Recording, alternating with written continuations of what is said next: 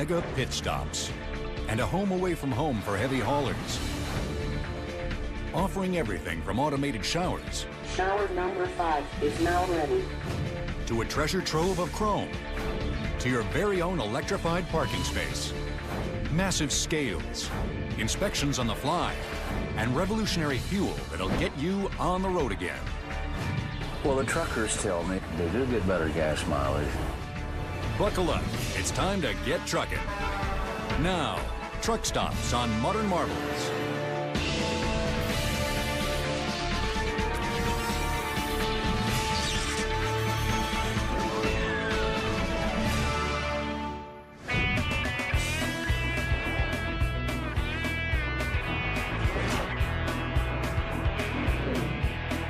Trucks. Each year in the United States, they travel over 1.5 trillion miles, hauling more than 11 billion tons of freight. That's more than $9 trillion worth of cargo. Any product that you buy in a store, it got to that location by a truck. What I always go by is, without trucks, America stops. Just as trucks keep America moving, an army of more than 3 million men and women keep the trucks rolling. These weary road warriors spend weeks cooped up in a cab, but they have an oasis on the road. The truck stop. We have to have some place to park, place to eat, do laundry, take a shower, do something besides sit here and hold a steering wheel. When the normal person goes home from their day of work, they like to sit in their easy chair and relax. Well, that's what truck stops offer the drivers. Drivers can really kick up their feet at the Iowa 80 truck stop in Walcott, Iowa. Billed as the world's largest truck stop, it plays host to more than 5,000 truckers every day. Iowa 80 sprawls across 225 acres, 4 times the area covered by the average truck stop.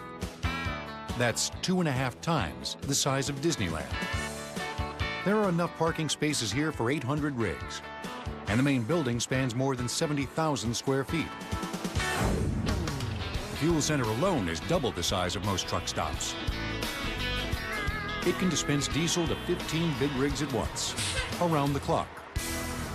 Now it's time to fuel a truck. Do it the same way you do when you gas your car up. Put in the truck number, the mileage, and the driver ID. This authorizes the pump so that they know who's using it. Then you simply turn on the pump, open up your tank, and put your nozzle in. But we as truckers have one more thing we can do. Let me show you a trick.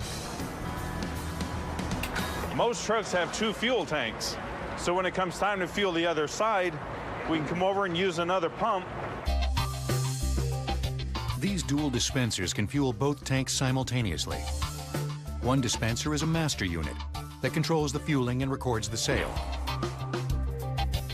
The fuel flows from the underground tank through a metering system in the master dispenser, and then on to both nozzles. A pipe from the master unit carries the fuel underground to the other dispenser, called the satellite unit. Took 167 gallons, about $440 worth.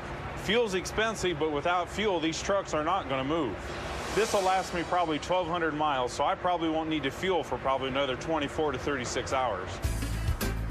Before dual-sided pumps became an industry standard in the late 1980s, fueling the passenger side tank was anything but a gas. We'd have to take the hose and throw it underneath the truck. It'd sometimes get full of dirt, so we'd have to clean the dirt out. Now that we have 2 pumps, it goes so much faster and it's so much cleaner, too. After drivers fuel up at Iowa 80, they can head on over to the Truckomat. It's just the spot for big rigs that need big baths. Truck and trailer wash? Truck and trailer. All right. The truck wash uses a combination of manpower and machine power.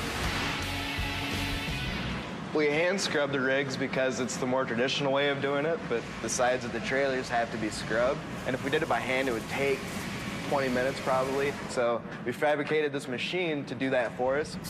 The brush comes out with air power and it spins and it does the sides of the trailers. As the machine's going, we don't have to do anything. We just do our job and the machine will do its job. And That's it. Washers even clean under the hood. Wielding a high-pressure wand, it sprays more than 1,500 pounds per square inch of water. That's 50 times stronger than the average garden hose. It's 180-degree water, takes off all the grime and salt, oil, and whatnot that collects on the engine, and it helps them find oil leaks and other fluid leaks they might have. After less than 15 minutes of scrubbing leaves his rig squeaky clean, the truck driver finds a parking spot to let it air dry. Iowa 80 has come a long way since it opened in 1964. Bill Moon, a regional manager for Standard Oil, selected the site for his company. It was strategically located along the emerging Interstate 80. I-80 was to stretch from San Francisco almost 3,000 miles east across the country to become one of America's first interstate routes. A critical artery spanning all the way to New York City. When Iowa 80 opened, however, traffic was light, and so was the demand for truck stops. We started out and we had maybe 2 gas pumps and about 3 diesel pumps. We had a small store and parking for maybe 8 or 10 trucks, and that was it. In 1984, Moon purchased the truck stop from the oil company. Under his management, the site flourished and innovated. You know, in here is one of the best things I've ever found in a truck stop. It's the trucker store. This 30,000 square foot showroom is the trucking industry's Bloomingdale's. Stocked with chrome, stainless steel, and more lights than the Vegas Strip. As we do our yards and as we fix our house up, truck drivers feel that way about their trucks. They're in them all year round, and they want to make them look nice. The showroom features a wall 20 feet tall and 40 feet wide, displaying 500 illuminated LED lights. Although safety regulations dictate that every tractor-trailer be equipped with at least 22 lights, many truckers like to light up their rigs like Christmas trees. And if they're shopping for a different kind of dazzle, 3 decked-out semis flaunt the trucker's delight. Chrome, that protective shiny metal that makes rigs glisten in the sun. We've added a lot of chrome accessories to these show trucks. We have full fenders, to a step 6-inch stacks, and of course the custom front bumper. Chrome is slang for chromium, a highly reflective blue-white metal resistant to tarnish and corrosion. It's added to other metals like aluminum to form a protective and attractive covering through a process called electroplating. First, the aluminum part is wired to the negative pole of a battery and chromium to the positive pole. Next, both metals are immersed in a solution of chromic and sulfuric acid to permit the flow of electricity. Since the aluminum is negatively charged, it attracts the positively charged chromium. Automakers in the 1950s began using chrome to produce cars with a flashier appeal. Soaring tail fins and grinning wide-mouthed grills lined the highways, and chrome became a household word. Today, chrome has taken a back seat in passenger car design. But modern big rigs carry on its glistening legacy. After dishing out their dough on a sparkling chrome accessory, drivers can retire to the truckers area. It's home to 23 private shower rooms, a driver's den, a 60-seat Dolby surround sound movie theater, and a barbershop. There's even a dentist. If there is such a thing called an emergency room of dental care, this would be it. I'm usually the truck driver's best friend because I am taking them out of pain. Although perks like a dentist and a barber may entice a driver to pull into this mega pit stop, a home-cooked meal can really draw a crowd. The restaurant's the heartbeat of the truck stop. Drivers like comfort food and they like large portions, and they want to feel like they're getting a lot for their money. The Iowa 80 Kitchen Restaurant serves more than 1 million cups of coffee, 2 million eggs, and 90 tons of meat each year. When you can find a truck stop that's got homemade food, boy, you live for that. I'm gonna live high on the hog today. This type of roadside pit stop dates back to the 1920s, as cars and trucks began dominating America's roads. The original mom-and-pop truck stop sprouted up. They catered to truck drivers by providing just the basics: food, fuel, and a mattress. They'd have bunk rooms, basically a spare room in the back of the station where people would be pretty crammed in, but it was a place to rest for the night. The trucking industry had gotten a jump start during World War I, fueled by America's need for efficient transport. As military traffic clogged the nation's rail lines, trucks started to crowd the roads to make shorter hauls. You had thousands of trained new drivers, as well as thousands of vehicles that were created for the war effort, so the industry really took hold and expanded rapidly. By 1935, about 40% of all communities were dependent upon truck service. More mom-and-pop truck stops started dotting America's local highways. But by the end of World War II, these small operations were primed to be supersized.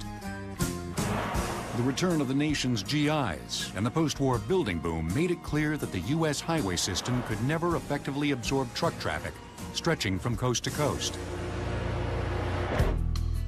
Though more than 200 highways crisscrossed the United States in the 1950s, they were jammed with vehicles and inadequately designed for the era's faster and wider trucks. The Federal Interstate Highway Act of 1956 changed that by launching the creation of a national system of superhighways that promised a quicker means of moving goods. The launching of the interstate system really resulted in some mega stops. Truck stops no longer became something feasible for an independent owner to construct and run. It was when the oil companies really got into the game big time. When Standard Oil opened Iowa 80 Truck Stop in 1964, it sat on roughly 5 acres. Since then, its owners have developed more than 75 acres, reserving plenty of room to expand. But there's more to an ultimate truck stop than size. How about a high-tech hookup that not only makes a trucker's life a breeze, but also could save more than 1 billion gallons of diesel each year? The average truck stop in the United States takes in about $7.8 million in revenue each year. Truck stops will return on Modern Marvels. The truck stop at night. From a distance, it seems peaceful and serene.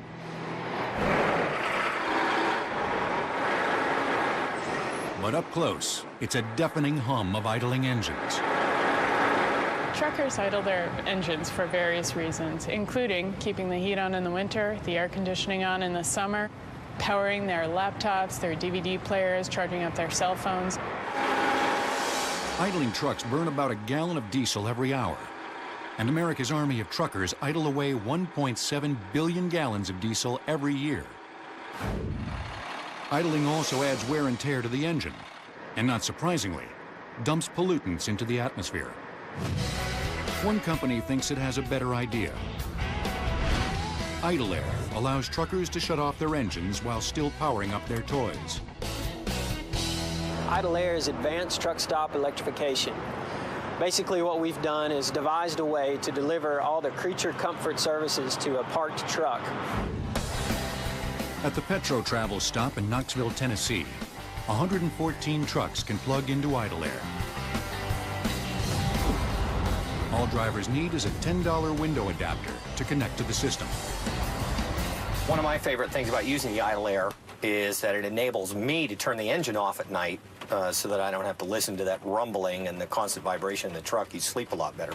I typically spend 2 to 3 months at a time out on the road. So the idle air to me, with the internet access and the phone hookup on it, allows me to keep in touch at home. The system also offers games, movies on demand, and more than 60 TV channels, so drivers can keep up with their favorite shows. But there's more to the system than drive-in entertainment. There's also a heater air conditioner. Every idle air unit sits above a parking space along a truss or support structure. A hose connects each unit to a service delivery module that provides individual electrical service. Idle Air's inventor, A.C. Wilson, came up with his initial concept in 1999 while vacationing with his brother-in-law, a long-haul trucker who just received a ticket for idling. I went to bed that night thinking more about it. You know, how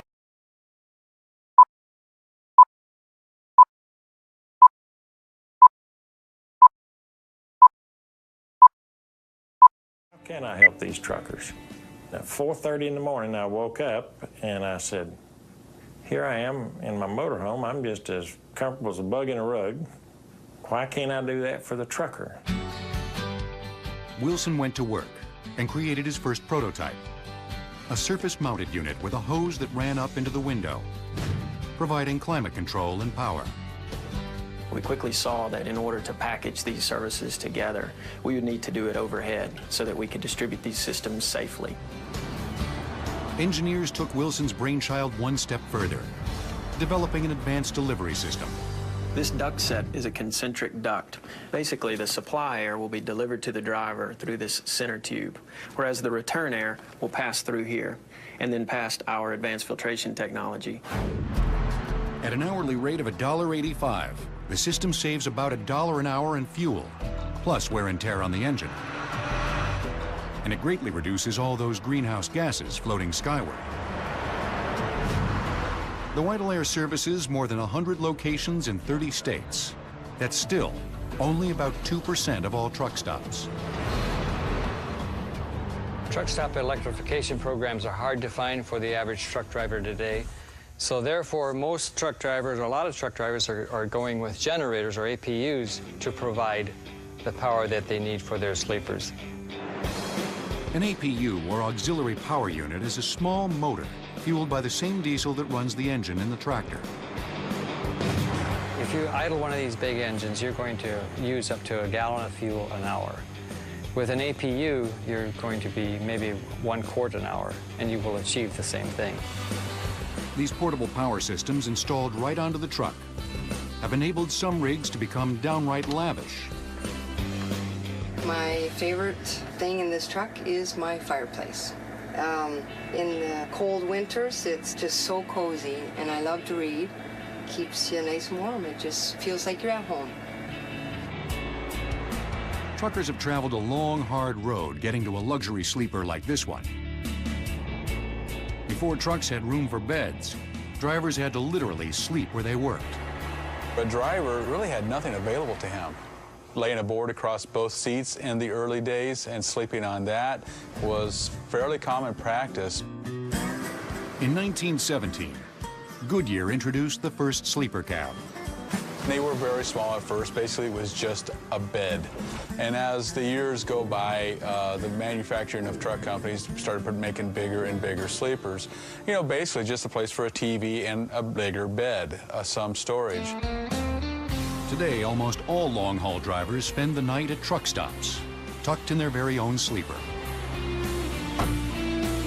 Some drivers have taken their sleepers to the extreme with custom upscale compartments, like this big bunk, manufactured at ARI Legacy Sleepers in Shipshewana, Indiana. These custom sleepers come fully equipped with a space-saving shower and toilet combo. Talk about multitasking.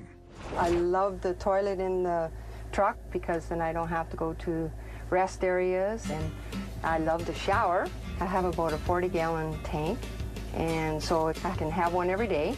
This here has an on and off switch, so while you're washing your hair, you can turn the water off, but yet keep the temperature of the water. Having your own private restroom isn't the only perk in these digs. We also have what we call the bed dinette. It just folds back down and you have a 48-inch mattress to sleep on. We have a sink with solid surface countertop, hot and cold running water. We also have an electric 2-burner stove in this unit. And over here we have a refrigerator and freezer with a microwave convection oven. You can actually bake cookies in this. We also have a 26-inch LCD widescreen TV with surround sound. And when you're ready to go back to work, just step up into the business center. ARI's standard 132-inch long sleeper will run you about $70,000. Maybe that's why less than 1% of truckers currently enjoy the creature comforts they offer. Whether they accommodate luxury sleepers or more modest rigs, truck stops continue to sprout up across America. And it's no easy task to create the supersized equipment that keeps them trucking along.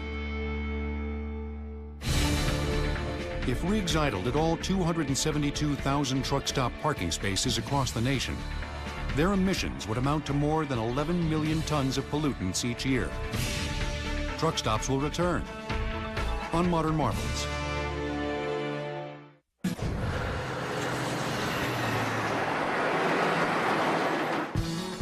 Every night, more than 250,000 truckers pull into truck stops for refuge. And every one of them needs a place to tuck in his rig for the night. But there's a problem. Truck stops in many U.S. states don't have enough parking space. So engineers are busy at work developing new sites. They're built from below the ground up, beginning with the most indispensable assets of any truck stop, the diesel tanks. Here on my left is an 8-foot diameter, 10,000-gallon fuel storage tank, typical of what you would find at your neighborhood gas station. Compared to that, on my right is a 30,000-gallon tank that is typical of a truck stop. This tank is 20 feet longer in length, it's 2 feet larger in diameter, it's a 10-foot diameter tank, and it's triple the capacity. At Containment Solutions in Bakersfield, California, tank manufacturing fabricators construct these 30,000-gallon double-walled truck stop tanks, one piece at a time. What you see going on behind me is the rotation of our steel mandrel, which is the basis of tank forming. We apply resin, glass fibers, and treated silica to build a composite laminate that is formed on this mold in multiple passes. Next, fabricators add plastic reinforcing ribs to the mold. Wrapped with the same fiberglass materials, these ribs give the tank all the strength it needs for its long life underground. After the tank sections are cured, workers pull them from the mold, seal them together, and pressure test them to ensure that they won't leak fuel. Any leak could prove environmentally disastrous, since the tanks of a typical truck stop dispense a whopping 1 million gallons of diesel over the course of a month. And the pumps tapping into them fuel 4 times faster than those at a neighborhood gas station. In a kind of mechanical symbiosis, completed tanks make their way to the truck stop on the beds of trucks. Once they're buried, the tanks are far from out of mind. Engineers can keep tabs on them using a monitoring system linked to this panel installed on the surface. What this device is called an automatic tank gauge. And what it has is a series of probes and sensors that are in various portions of the underground storage tank system. Every tank has a probe in it that measures the inventory levels in the tank.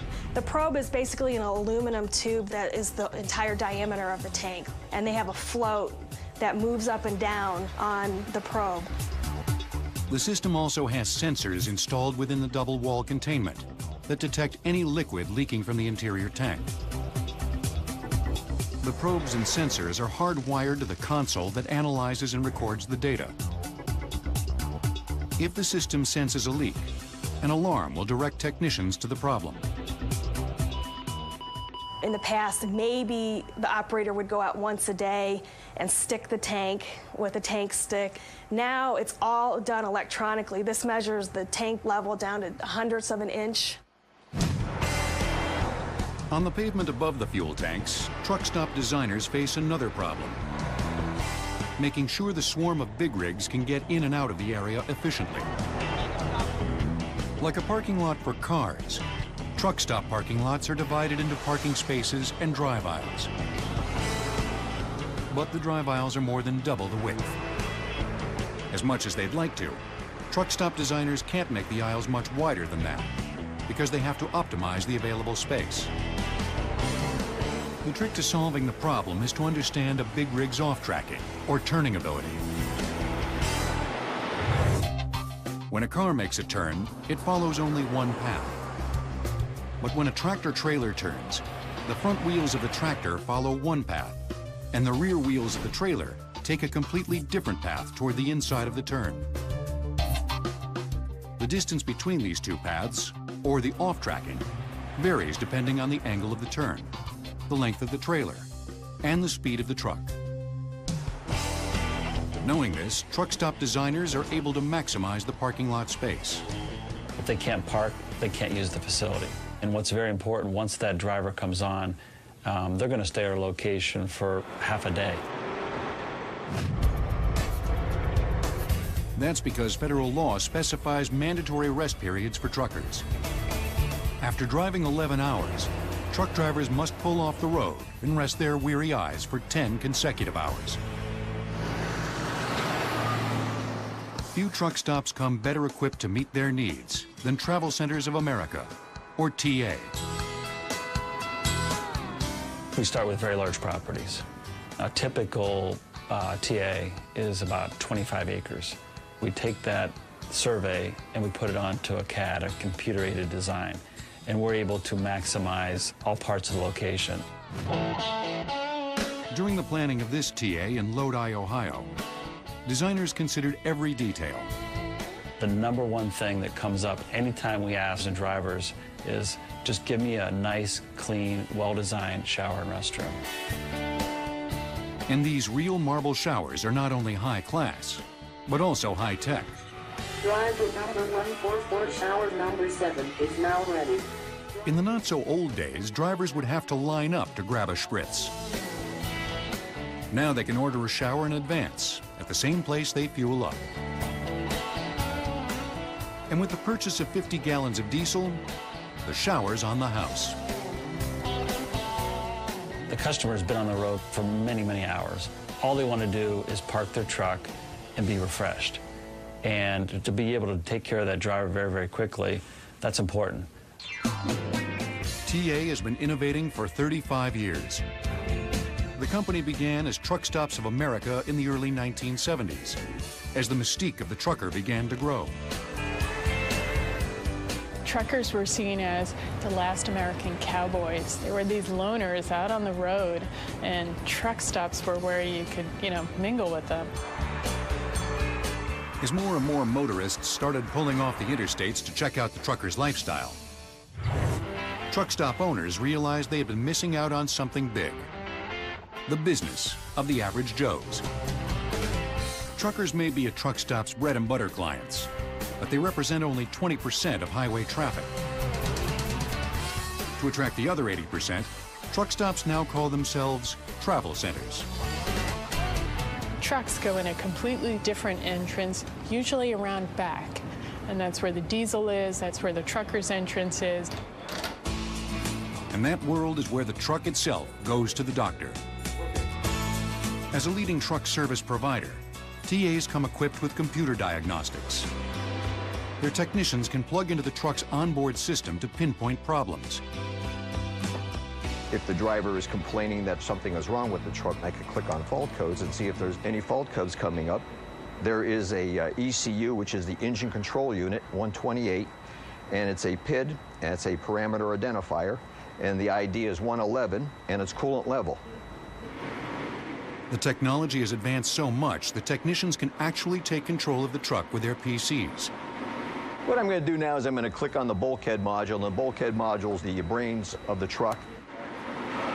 A click of the mouse can operate the windshield wipers. And you can see the wipers are working on low, and it's also giving me an amp output as to how much amperage is drawing. If the amperage is too much, I could see it on the screen, indicating there's a problem. With innovative tech like this available at truck stops, drivers can get a quick fix on their rig and keep on rolling. Back on the open road, however, highway checkpoints can bring these metal behemoths to a halt. But new technology is allowing drivers to keep their 18 wheels turning with inspections on the fly. In 1968, the United States had about 2,000 truck stops. By 1972, more than 3,800.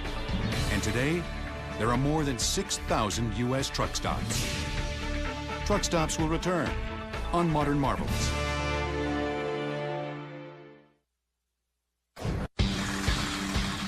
This big boy needs to weigh in.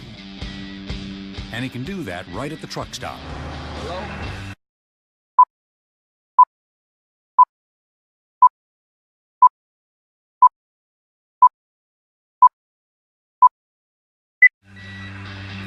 Welcome to I-80. Is this your first flight? Yes, it is. What's your truck number? 1058. In just a fraction of a second, the automated scale calculates the weight of the heavy hauler.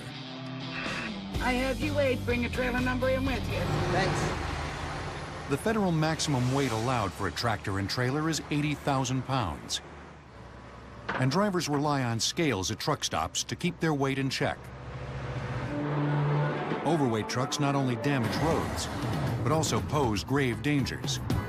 The heavier the truck, the greater the distance and time it needs to stop. A 100,000-pound truck takes 25% longer to stop than an 80,000-pound truck.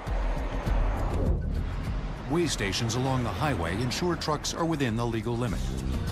It's very important that we be here to be sure that weight is regulated properly. Anytime that one of these tractor and trailers encounter a regular passenger vehicle, of course the passenger vehicle is going to lose, no matter who is at fault. In 1913, Maine passed America's first law regulating truck weight. And by 1933, all states had some kind of truck weight limit. Modern truck scales consist of concrete and steel plates that rest on a set of load cells. A load cell converts force into a measurable electrical output. A load cell looks exactly like this. Inside the cell, you can see a stainless steel bar down the middle. Attached to it are strain gauges. What actually is measured by this cell is the compression of this stainless steel rod. As the truck drives onto the scale, the load cells compress, causing the strain gauges to deform and generate a change in voltage. This electrical signal is sent from each load cell through a device called a sectional controller and into the fuel center, where a computer digitally calculates the weight of the truck. The science of weighing heavy objects dates back to 200 BC, when the Romans invented the steel yard. They used it to weigh precious goods, like gold. The steel yard consisted of a beam with a sliding weight to counterbalance the load.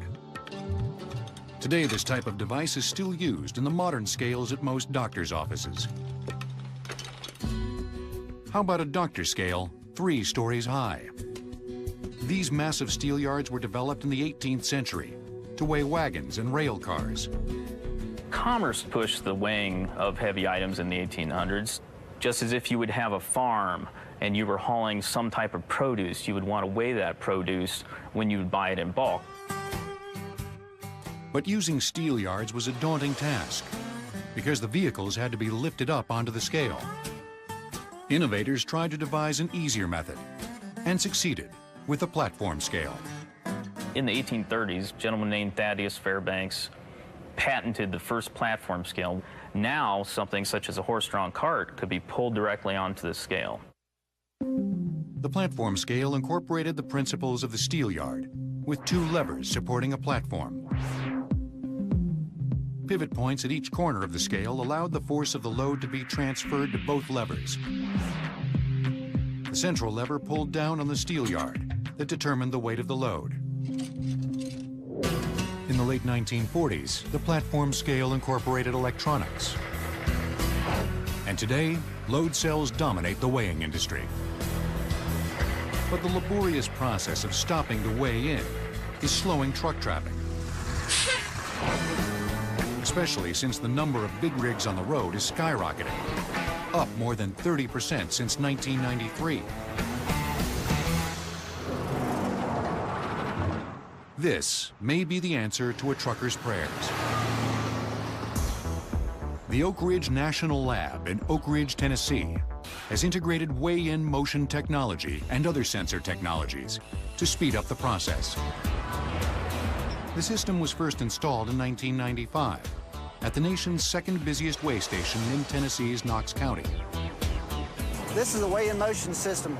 It's basically a metal plate that is laying on a load cell, and it can detect the weight of the truck at pretty high speeds. Similar to the static scale, load cells capture the instantaneous force one axle at a time as the truck drives over them. But drivers never have to stop to weigh in. They can just roll right over the scale at 30 miles per hour. And only those trucks that are within 2,000 pounds of the legal limit or exceed it are pulled in for a more precise calculation. As he's coming up through there, you see he's got a good tag. Driver does have his seatbelt on, company names on the side of the truck, his DOT number's there, and his fuel permit. Tires all look good. We'll look down and check his weight. Weight looks good, so then I'll release him. Just 85 miles north at the Laurel County, Kentucky weigh station, Oak Ridge National Lab and Kentucky Vehicle Enforcement have deployed another advanced system that can both weigh and inspect the truck in motion. It even sniffs for bombs. So essentially what we're doing is placing the proper sensors out here, information that we can attain off of a truck in motion, and provide that in a near instantaneous manner to the state police. As the truck pulls into the station, it travels over a weigh-in motion scale. Then it passes an infrared camera that checks the brakes. An infrared camera only sees heat. So heat is displayed as white and cold is black. Brakes work by producing heat from motion energy. So if there is no heat, there is no brake.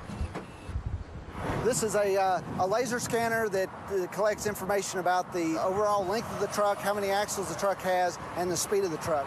This is a radiation detector. The radiation detector measures for gamma and neutron radiation. The radiation portal monitor can detect trace amounts of threat substances based on their radiation signature, all while the truck is in motion. This device can help prevent terrorists from transporting dirty bombs and biological warfare agents across the country. This is an automatic license plate recognition system. It actually takes a pretty wide view of the front of the truck, finds the license plate, zooms in on it, takes the text from the front of it, and sends it to a database to be checked. In a matter of seconds, the station gathers enough information to give the truck a green light to exit, or a red light to pull up for inspection. A weigh station can not only be a place that we do road preservation and highway safety, but can help us from the standpoint of homeland security, environmental protection, and highway congestion. Less congestion means less wasted diesel fuel. And one country music legend's truck stop venture may even get rigs back on the road again without relying on imported oil. The trucker's term for a weigh station is chicken coop. Rest areas are called nap traps, and the truck stop is known as the water hole. Truck stops will return on Modern Marvels. Truckers traveling down Interstate 35 between Dallas and Waco, Texas, seek out one of the most unique truck stops in the United States. Two things make Carl's Corner unusual. It's co-owned by country music legend Willie Nelson. And the fuel sold here, Bio Willie, is a biofuel that's 80% diesel and 20% vegetable oil. This clean-burning biodiesel blend reduces harmful exhaust emissions by more than 10%. And that's not the only advantage it offers. Well, the truckers tell me they do get better gas mileage, and that means more money in their pocket. So naturally, this perks up their ears a little bit. Biodiesel is made through a chemical process called transesterification. in which glycerin is separated from oil through the use of a catalyst and an alcohol. We're going to make some biodiesel here. So I've got a beaker of vegetable oil. We're going to put it on a stir plate, and I'm going to add in my alcohol and catalyst mixture here. And let's see what happens.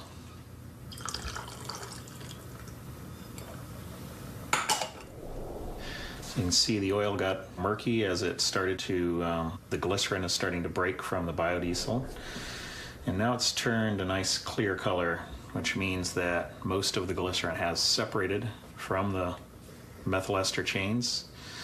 And that's basically biodiesel right there. During the chemical reaction, the methanol molecule is attached to the fatty acid chain of vegetable oil. The three bonds of the glycerol molecule break off due to this interaction, resulting in three long methyl ester chains, or biodiesel. Carl's Corner sets itself apart not only by selling biodiesel, but also by producing it right at the truck stop.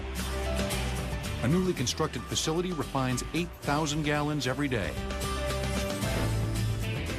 Every unit of fossil fuel required to make biodiesel results in 3.2 units of energy gain. On the downside, biodiesel can gel in cold weather. So how did a brand of biodiesel named after a country music star get its start here? Let's go back to 1979. That's when a friend of Willie's, entrepreneur Carl Cornelius, opened Carl's Corner to fill the needs of passing truckers. I started one room at a time, you know, and if they asked for a swimming pool, I put it in. If they asked for a hot tub, put it in. They asked for an adult bar, I put it in. For 25 years, the fuel at Carl's Corner, like at most truck stops, was conventional diesel. Then, Willie started learning about biodiesel. My wife, Annie, came to me one day and said, I want to buy this car. It's a Volkswagen Jetta. And it's a diesel, but it runs on vegetable oil. So she did, and it runs on vegetable oil. So I thought that was pretty good. Willie learned that any diesel engine can run on biodiesel. In fact, when inventor Rudolf Diesel presented the first diesel engine in 1900, it was designed to run not on petroleum, but peanut oil. But since petroleum was more commercially available in the early decades of the 20th century, the idea of biodiesel faded away. In recent years, however, many have recognized biodiesel's benefits. And in 2004, Nelson set out to create his own brand. And what better place to sell it than the truck stop owned by his buddy Carl? He was thinking about closing the truck stop down, and so I called him and said, hey, wait a minute, let's sell some biodiesel down there. And I said, well, you believe in it? And he said, well, yeah, I believe in it. And I said, well, let's do the whole damn thing. I don't have the reason to sell diesel. Let's just sell biodiesel. And that's what we did. Carl partnered with both Willie and Earth Biofuels and made plans to update the truck stop. During 2006 and 2007, Carl's Corner got a major makeover, adding a new saloon and renovating an 850-seat theater so Willie can stop by and perform at any time. Thank you very much. Willie's Place at Carl's Corner is what we as a company had envisioned would become the symbol of the biofuels business and the integrated model we wanted to build. We're trying to show the farmers can bring it to market, and the biodiesel plant is there, the truck stop is here, the interstate is here, and it's all locally owned, and everything will stay in the community and not be sent off to somebody overseas or something. More and more truck stop owners are following Willie and Carl's example, offering biodiesel as an alternative fuel. Counted among the many innovations that have redefined these ever-evolving roadside oases. They'll continue to give drivers what they need so that they can do what they do best.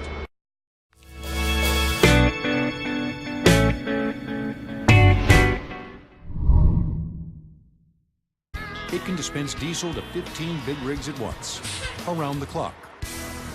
Now it's time to fuel a truck. Do it the same way you do when you gas your car up. Put in the truck number, the mileage, and the driver ID. This authorizes the pump so that they know who's using it. Then you simply turn on the pump, open up your tank, and put your nozzle in. But we as truckers have one more thing we can do. Let me show you a trick. Most trucks have 2 fuel tanks. So when it comes time to fuel the other side, we can come over and use another pump. These dual dispensers can fuel both tanks simultaneously. One dispenser is a master unit that controls the fueling and records the sale.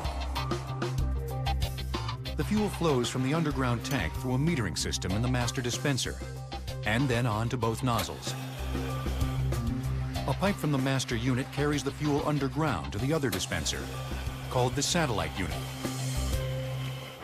Took 167 gallons, about $440 worth.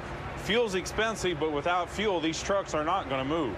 This will last me probably 1,200 miles, so I probably won't need to fuel for probably another 24 to 36 hours. The store, it got to that location by a truck. What I always go by is, without trucks, America stops.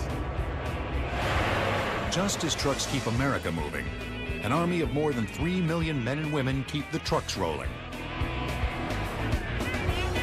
These weary road warriors spend weeks cooped up in a cab, but they have an oasis on the road. The truck stop. We have to have some place to park, place to eat, do laundry, take a shower, do something besides sit here and hold the steering wheel. When the normal person goes home from their day of work, they like to sit in their easy chair and relax. Well, that's what truck stops offer the drivers. Drivers can really kick up their feet at the Iowa 80 truck stop in Walcott, Iowa. Billed as the world's largest truck stop, it plays host to more than 5,000 truckers every day. Iowa 80 sprawls across 225 acres, 4 times the area covered by the average truck stop. That's 2.5 times the size of Disneyland.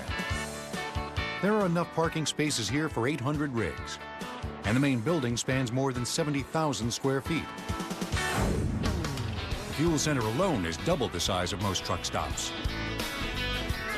Before dual-sided pumps became an industry standard in the late 1980s, fueling the passenger side tank was anything but a gas. We'd have to take the hose and throw it underneath the truck. It'd sometimes get full of dirt, so we'd have to clean the dirt out. Now that we have 2 pumps, it goes so much faster and it's so much cleaner, too. After drivers fuel up at Iowa 80, they can head on over to the Truckomat. It's just the spot for big rigs that need big baths. Truck and trailer wash? Truck and trailer. All right. The truck wash uses a combination of manpower and machine power. We hand scrub the rigs because it's the more traditional way of doing it, but the sides of the trailers have to be scrubbed. And if we did it by hand, it would take 20 minutes probably. So we fabricated this machine to do that for us. The brush comes out with air power and it spins and it does the sides of the trailers. As the machine's going, we don't have to do anything. We just do our job and the machine will do its job, and that's it.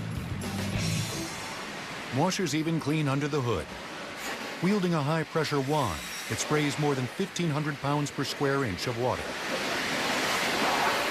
That's 50 times stronger than the average garden hose.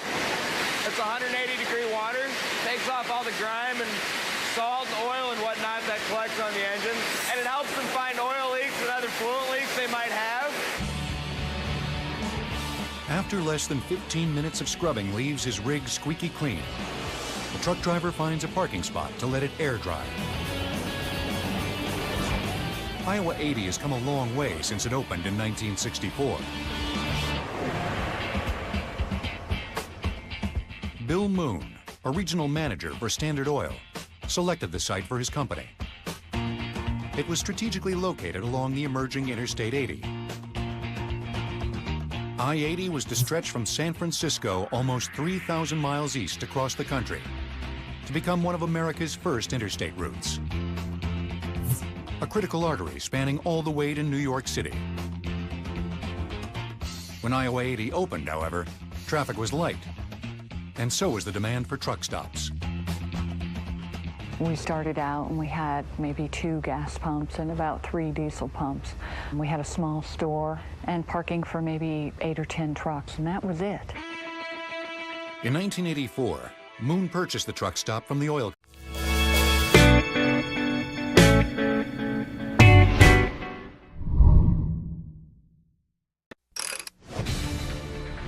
They're mega pit stops and a home away from home for heavy haulers. Offering everything from automated showers. Shower number 5 is now ready. To a treasure trove of chrome. To your very own electrified parking space.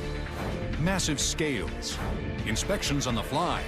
And revolutionary fuel that'll get you on the road again. Well, the truckers tell me they do get better gas mileage. Buckle up. It's time to get trucking. Now, truck stops on Modern Marvels.